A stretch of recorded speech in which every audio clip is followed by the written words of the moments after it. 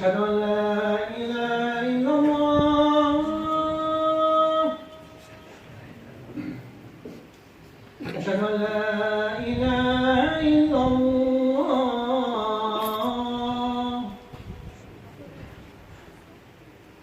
أشهد أن محمدا رسول الله.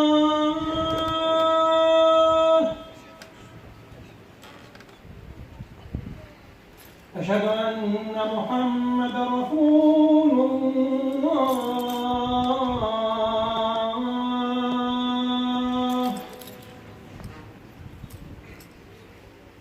حي على الصلاة.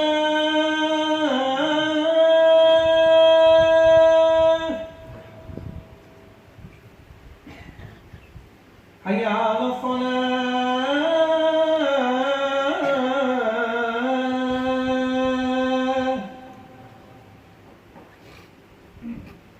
حي على الفلاح.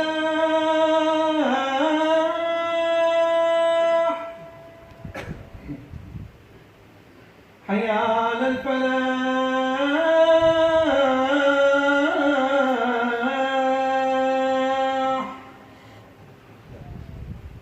الله أكبر الله أكبر لا إله إلا الله.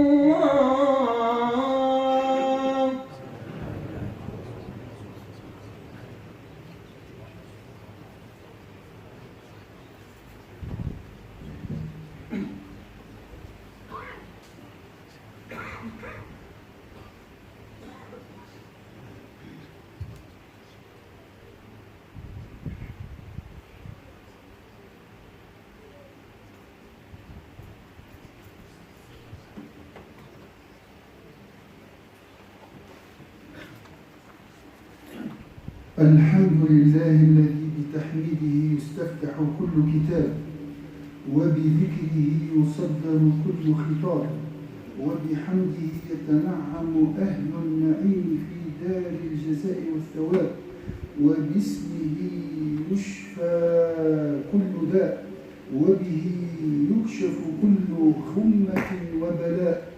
إليه ترفع الأيدي بالتضرع والدعاء في الشدة والرخاء والسراء والضراء، وهو سامع لجميع الأصوات بفنون الخطاب على اختلاف اللغات، والمجيب للمضطرين في الدعاء، فله الحمد على ما أولى وأسدى، وله الشكر على ما أنعم وأعطى، وأوضح المحجة وهدى، وصلواته على صفيه ورسوله الذي به من الضلالة هدى، سيدنا وحبيبنا محمد وآله وأصحابه وإخوانه المرسلين والملائكة المقربين، وسلم تسليما كثيرا طيبا مباركا فيه. عرف مفهوم جديد، عرف جديدة، وحج جديد، وتغيير في الأفق. قالوا عرف من يتعرف على ذنوبه، وعرف من يعترف بذنوبه. فلما يتعرف على ذنوبه ويعترف بها يعتق الله رقبته من النار، فلم ير يوم أكثر عتقا من النار من يوم عرفة. وعن سيدنا نافع عن سيدنا ابن عمر قال: سمعت رسول الله صلى الله عليه وسلم يقول: إن الله ينظر إلى عباده يوم عرفة فلا يدع أحدا في قلبه مثقال ذرة من الإيمان إلا غفر له. فسأل قال: للناس جميعا أم لأهل عرفة؟ يعني أنت تدخل معهم ولا لا؟ قال بل للناس جميعا.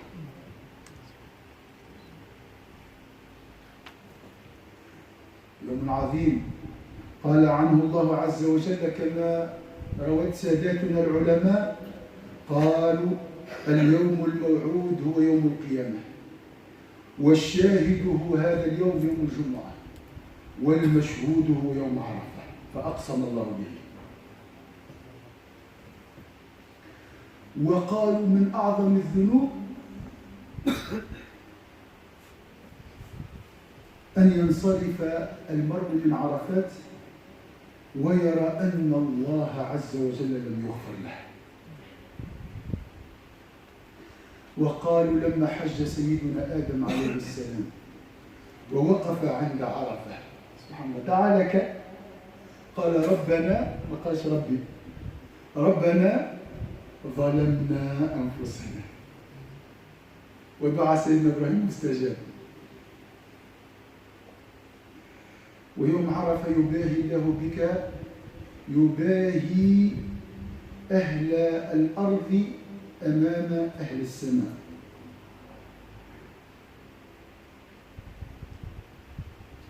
وبشر لكم أسوقها. قال إن الله تعالى يرحم عشية يوم عرفة لأهل الجمع جميعا، كل الناس بعد عصر الجمعة يغفر لهم إلا أهل الكبائر والتبعات، يعني أصحاب المظالم الذي ظلموا وأصحاب الكبائر. فإذا انظروا البشر، فإذا كان غداة مزدلفة أي في صباح يوم مزدلفة غفر لأهل الكبائر والتبعات. قلنا للجميع، للحجاج وغيرهم، لأننا ندخل فيهم إن شاء الله بنيتنا. الآن السؤال، لماذا كل هذه المغفرة؟ وعندما تصوم غد يغفر لك سنة سابقة وسنة قابلة. الرحمة هذه، الرحمات بصوم يوم 365 في 2. لماذا؟ إخواني لا يوجد عبث في الدين، كل شيء له معنى. نسأل الله عز وجل أن يفهمنا. تذكروا أن يوم عرفة هو يوم الحشر، هذا واضح. هذا أي حاج يرى الأصوات المرتفعة والأيادي المتصاعدة إلى السماء، والحجاج جماعات وزرافات يقتدون بأئمتهم، فهذا يذكرك بيوم القيامة. نسأل الله عز وجل أن يحشرنا مع نبيه، أن يكون هو في الأمام ونحن وراءه، وأن يشفعه فينا. فهكذا يوم القيامة. فقالوا كذلك من أسرار يوم عرفة والحج عرفة. عجيب، الحج كله 3 ساعات. لماذا؟ لأنها مركزة هذه الساعة 3 ساعات. قال لأن فيها تجتمع همم المسلمين فتصير همة واحدة، كلهم في صعيد واحد في يوم واحد في وقت واحد يدعون إلها واحدا. كيف لا يغفر لهم؟ شوف كيف وفر لك جميع الظروف حتى يتوب عليك. أمر آخر قالوا من أسرار الحج مجاورة الأولياء والصالحين، فمجاورتهم هي سر من أسرار قبول الدعاء. فكما رأى علي بن الموفق في الرؤيا قالوا 600,000 لم يغفر لهم. مشكلة، عفوا 600,000 غفر ل6 فقط. هو قال بدأ يبكي، أيوة البقية هم الأم. قال لما غفر الله لأولئك الستة غفر بهم ل600,000. قالوا مجاورة الصالحين. 2.5 مليون حاج كم فيهم من الصالحين والأولياء؟ فهذه من أسرار. إذن إخواني الأعزاء، يوم مغفرة بامتياز، وفر لك جميع الظروف من آدم عليه السلام، من دعاء سيدنا آدم إلى آخر ولي اليوم يحضر إلى يوم عرفة حتى يغفر الله لك ما سلف من الإجرام. لكن هذا اليوم يذكرنا بيوم آخر. هذا اليوم ذكر في سورة الأعراف، قال فيه الله عز وجل: وإذ أخذ ربك من بني آدم من ظهورهم ذريتهم وأشهدهم على أنفسهم ألست بربكم؟ قالوا بلى شهدنا أن تقولوا يوم القيامة إنا كنا عن هذا غافلين. إذن يومين يذكرنا في يوم الحشر ويوم العهد العظيم ويوم الميثاق ويوم الشهادة العظمى. واضح أخواني الأعزاء، أخواتي الفاضلات؟ إذن كنا مجتمعين، نساء ورجال أطفال، أنت وأنت وأنتم كلكم، كنا ذرات من ظهر أبينا آدم، يعني كنا روحا فقط لم نكن جسدا. قوسان: الحاج في هذه الأيام جسده غير موجود. لماذا؟ قطرة في 2,500,000. لقوا الذات انتفت، ذابت في المجموعة. يعني الحاج اليوم كأنه ذرة في ذلك اليوم القديم، يوم العرض على الله عز وجل، قبل أن تدخل روحك في جسدك. شهدت أن لا إله إلا الله ورأيت ربك وشهدت شهادة واضحة وقلت نعم أنت ربنا. ولكن لما اختلطت الروح بالجسد تعكر الجو وركنا إلى الدنيا وأنسانيه الشيطان أن أذكره. هذا الذي حصل. فما فائدة هذا اليوم؟ يذكرك في ذلك اليوم، يذكرك في ذلك الميثاق، يذكرك لما كنت روحا مطلقة حرة من الشهوات ومن الدنيا ومن الأغراض، كنت روحا مطلقة فشهدت مباشرة أن لا إله إلا الله. دعاء عرفة ما هو؟ لا إله إلا الله، خير الدعاء، لأنه يذكرك في تلك الشهادة القديمة التي هي مستكنة في داخلك ويحييها فيك يوم عرفة. الخلاصة: إذن يوم عرفة يحيي فينا العهد مع الله، الميثاق، هذه الشهادة، أشهد أن لا إله إلا الله، تجديد لهذه الشهادة وعهد مع الله عز وجل. غفرت لي؟ إذن لا أعود إلى الذنوب أبدا، وأنا على عهدك ووعدك ما استطعت. أنا أحاول أن لا أذنب بعد اليوم. غفرت لي سنة سابقة وسنة قابلة، تحشومة أن نذنب مرة أخرى، وأنا الذي شهدت. أذكرك أنك شهدت وأنك رأيتني، فكيف تعصيني بعد أن رأيتني؟ وغفرت لك وجبت لك الصالحين، وفرت لك كل الذنوب والكبائر سيدي اسماح، والتبعات اسماح. قال للظالم، قالوا بالله هاو أجرك سامحوا، وجاء للمظلوم وعفى عنه. هذا ما معنى العفو عنه. فكل هذه الظروف ما معنى؟ يعني أن تولد غدا من جديد، ولادة جديدة. فقط أنت قرر وقل كما قال سيدنا إبراهيم: إني ذاهب إلى ربي. خذ القرار أن تذهب. يسيك مش هايدك خذيت الشاي، هاك كليت، هاك تزوجت، هاك الكبت، هاك الفرون سويس، هاك الباسبور، هاك الدنيا يزي امشي ربي. هذا معنى يوم عرفة. نسأل الله عز وجل أن يوفقنا لكل خير. اللهم تقبل من الحجاج حجهم يا رب العالمين.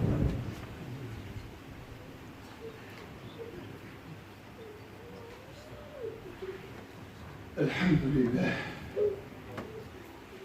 والصلاة والسلام على سيدنا محمد، ونحمد الله على نعمة الحج.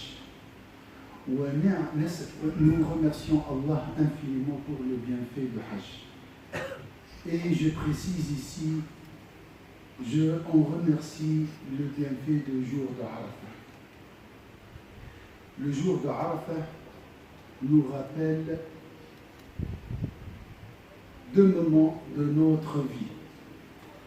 Le premier, c'était dans une vie antérieure, très lointaine. C'était très très ancien. C'était lorsque nous étions des atomes. Donc des atomes, ça veut dire quoi? Des âmes. Ça veut dire quoi des âmes? Des gens libres à 100%. Le corps n'existait pas. Avant l'insertion de l'âme dans le corps de Sayyidina Adam, nous étions comme des oiseaux. Nous étions libres de l'ego, de la dunya, de la matérialité, des intérêts, de la rancune, de la haine, de tout. On était purs, sains. Et là, Allah Azza wa Jalla, dans Sourate Al-A'raf, Al-A'raf, la connaissance. Arafa, le mot Arafa, il a plusieurs racines, mais il est tiré du mot connaissance, reconnaissance, et ainsi de suite. Donc, on a connu, on a contemplé, on a vu clairement la majesté d'Allah Azza wa Jalla. Toi, tu l'as vu. C'était très ancien. Cette contemplation est ancrée en toi. Elle est là, mais enterrée par les couches de l'oubli. Alors, le verset est clair. Et quand ton Seigneur tira une descendance des reins des fils d'Adam et les fit témoigner sur eux-mêmes, ne suis-je pas votre Seigneur? Une discussion, une confidence entre Allah et ton âme. Ne suis-je pas votre Seigneur? Ils répondirent explicitement, mais si nous en témoignons. C'est ça, Ashhadu an la ilaha illallah. Le premier Ashhadu an la ilaha illallah, c'était là. C'était lorsque tu t'es libre. Tu as choisi Dieu librement. Il n'y avait pas le corps. Il n'y avait pas le pesanteur du corps. La même chose le jour d'Arafah. Les hujjaj sont tous effacés. On ne peut pas dire vraiment lui c'est un docteur, lui c'est un psychiatre, lui c'est un président. Tous le même uniforme, des linceuls. Donc 2 jours. Le jour du témoignage et le jour de la résurrection. Vous allez voir, avancez s'il vous plaît, taqaddamu. Nous étions tous sur cette terre, je ne sais pas, je ne peux pas vous décrire cette terre, c'était dans un autre monde. Et ce n'est pas ça l'objectif, le plus important, c'est ce témoignage. Tu as vu Allah Azza wa Jalla, le jour de Arafat. Donc, c'est un rappel. Il nous rappelle ce pacte. Parce que le témoignage, Ashhadu an la ilaha illallah, c'est un pacte avec Allah. C'est un engagement. Ça suscite en nous, ce jour, la fidélité, le respect de cet engagement. Tu as témoigné qu'il n'y a pas de divinité qu'Allah. D'accord? Je me souviens maintenant, c'est vrai, mais j'ai fait beaucoup de péchés qui ont recouvert ce témoignage. Le témoignage, il est là. Mais je n'arrive pas à dire sincèrement la ilaha illallah. Pourquoi? La rancune, la haine, l'ostentation, l'orgueil, l'hypocrisie, la dunya, tout ça. Pas de problème. Tous tes péchés sont effacés. Tous tes péchés sont effacés. Et comme j'ai mentionné, le temps me sert, subhanallah, le jour de Arafat, tous les péchés seront effacés, hormis les injustices et les grands péchés. Le prophète il a dit. Mais, attendez, la bonne nouvelle, le jour de Muzdalifa, l'aube, après la prière de Subh, Allah efface tous les péchés, y compris les injustices et les grands péchés. Donc, Allah te prépare à une nouvelle vie, à prendre des initiatives. Ton casier judiciaire est vierge. Et voilà, tu as renouvelé le pacte avec Allah sincèrement. Tu es effacé, tu es libre de la famille, des biens, des factures, de tout. Tu peux maintenant choisir. Est-ce que tu témoignes sincèrement que je suis votre Seigneur? C'est la décision qu'on doit prendre demain. Et nous, les pèlerins par intention, on doit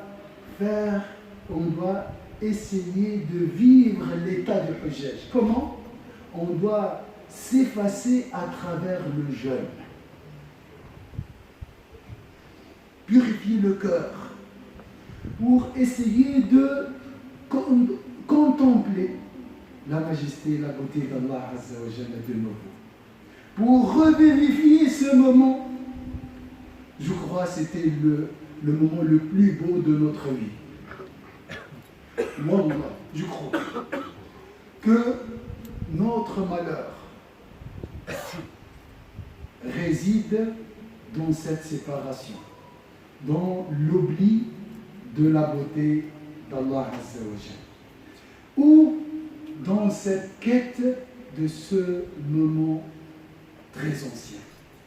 Nous cherchons tous à recontempler la beauté d'Allah Azza wa Jalla. C'est le seul bonheur sur cette terre. Donc, le moment ainsi que le lieu, les 10 jours sont tous propices pour accéder à la beauté et à la contemplation de la bonne face d'Allah. Est-ce que vous êtes prêts à oublier votre islam traditionnel, à l'islam de la forme, et voyager sincèrement vers la beauté d'Allah Azza wa Jal, et à reconnaître que je suis loin d'Allah Azza wa Jal? Sincèrement, c'est le moment. Aujourd'hui, tu es debout. La station de Arafat, c'est se mettre debout devant notre Seigneur. Ça veut dire quoi debout? Je reconnais que je suis faible. Je reconnais que je suis dénudé. Hormis de mon linceul. Je suis rien. Je dépends de toi. Je suis totalement dépossédé. Pas d'argent, pas de titre, pas de passeport, pas d'enfant, pas de femme. J'ai rien. C'est ça le Hajj. Donc, il faut reconnaître nos défauts. Celui qui ne se connaît pas, il faut se connaître avant de connaître Dieu. Ça veut dire quoi se connaître? C'est connaître nos défauts. Est-ce que vous êtes prêt? Est-ce que vous êtes capable de vous soigner? Impossible. Pas besoin d'un médecin. Donc le jour de Arafat, c'est le jour du pardon. Mais avant le pardon, croyez-moi, si tu t'exposes avec humilité devant la majesté et la grandeur d'Allah Azza wa Jalla, si tu reconnais ton insignifiance, Allah va te guider vers tes défauts. chacun parmi nous a un défaut. Moi j'ai l'orgueil, l'autre il a l'ostentation, l'autre il a la colère, l'autre il a la médisance. Donc le docteur va diagnostiquer ton cœur. Et une fois tu as compris la maladie de ton cœur, tu peux facilement t'en débarrasser et trouver le bonheur. C'est cette maladie qui empêche le bonheur d'y pénétrer dans ton cœur. Donc ça, c'est le jour de Arafat. Ça, c'est parmi les secrets du jour de Arafat. Donc c'est un jour de libération. Allah nous rappelle l'ancien témoignage et nous prépare la route pour aller vers sa proximité. Dommage de ne pas faire le repentir alors que tous tes péchés sont effacés. Allah t'a rappelé, t'a renouvelé le pacte avec Allah Azza wa Jal. Donc c'est un jour de renaissance. C'est une nouvelle vie. Prends dès maintenant des initiatives. Change ton comportement. Change ton attitude. Change ton cœur. Aime Allah Azza wa Jal. Aime les créatures d'Allah Azza wa Jal. Demande sincèrement demain, à la fin de la journée, avant la rupture du jeûne, oh Allah, change mon cœur. Je suis incapable de changer mon cœur. Aide-moi à changer mon cœur. Guide-moi vers celui qui peut changer mon cœur. Ça, c'est le meilleur bienfait d'Allah Azza wa Jal. Donc, le témoignage, il est là, mais il y a un voile qui nous empêche de voir, de contempler la beauté d'Allah Azza wa Jal, d'être heureux. Le bonheur, est dans cette contemplation. Mais nous sommes voilés par les péchés. Et voilà, le jour de Arafat, c'est une occasion à saisir. C'est une occasion. Le voile est supprimé, subhanallah. Il faut juste faire un effort, aller vers Allah Azza wa Jal. Donc, le jeûne nous prépare. Demain, Inch'Allah, parmi les belles définitions de Arafat, Al-Arfu, c'est le parfum. Et ceux qui ont fait le Hajj, ils ont senti le parfum de la proximité d'Allah. Donc, le passé, c'est du passé. Demain, c'est une nouvelle vie et une nouvelle page.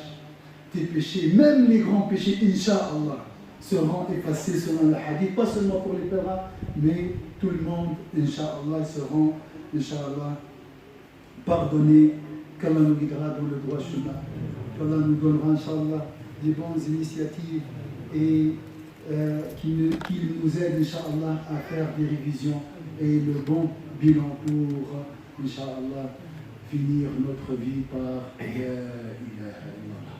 Le meilleur dua de Arafat, c'est La ilaha illallah. Donc c'était au début, nous espérons aussi que ce témoignage sera notre bon sort final, Inch'Allah. اللهم صل على سيدنا محمد وسلم تسليما كثيرا. اللهم اهدنا فيمن هديت وعافنا فيمن عافيت. اللهم يا رب تقبل الحجاج يا رب العالمين. اللهم احفظهم في دينهم وفي صحتهم يا رب العالمين. اللهم ردهم الى اهلهم سالمين. ومن تقبلته منهم فاحشره في الزمره الاولى يا رب العالمين. مع سيدنا محمد صلى الله عليه وسلم. اللهم اكتبنا من حجاج هذا العام بنياتنا إذا قعدت بنا إمكانياتنا وأجسادنا. اللهم واكتبنا من حجاج العام القابل إن أمددت في حياتنا يا رب العالمين. اللهم لا تحرم هذا الجمع حلاوة عرفة يا رب العالمين.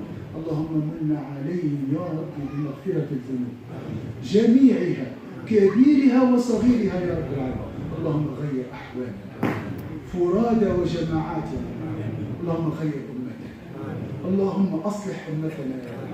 اللهم أصلح الإنسانية واجعلنا صلاحا لهذه الإنسانية. Oh Allah, change nos cœurs demain. Oh Allah, aide-nous à connaître et à reconnaître nos défauts. Fais de nous une miséricorde et donne-nous l'accord en tant qu'homme. Oh Allah, chasse le démon, le mal de nos cœurs, Ya Rahman Rahim.